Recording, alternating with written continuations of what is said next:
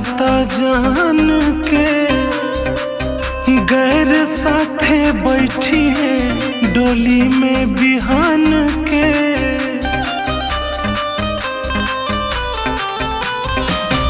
आंगने मड़ाउआ छावाता जान के गैर साथे बैठी है डोली में बिहान के। कैसे कैले बाड़ी आज कर जवा कठोर हरदी के पीढ़ावा पर बैठे ले पगली हो। पागल ढारेला आँखी लो रहो रही कैसे तोरा बिना तोरा ई जानुआ रे टूटता सनहिया के डोर हो।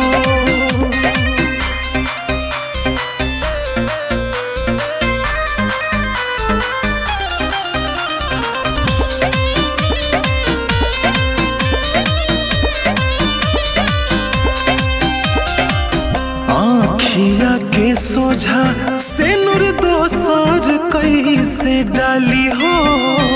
मन करे मारी छुरी दिलवा निकाली हो।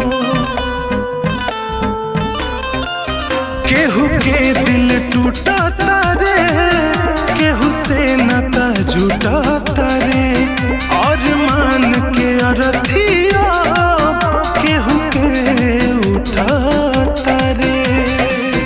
सुन तो न बड़ी उता दिलवा के सो हरदी के पीढ़ावा पर बैठे ले पगली हो।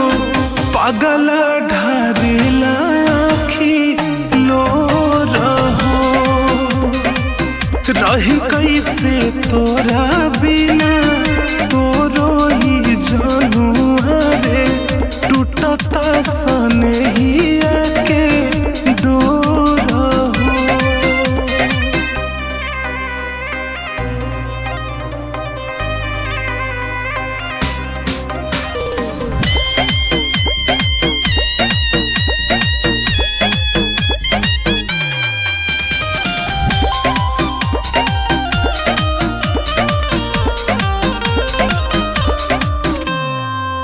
कैसे भुलाई सुती है सैया संगे से जपा पीती का दुलरुआ ओहो घरी करे जपा।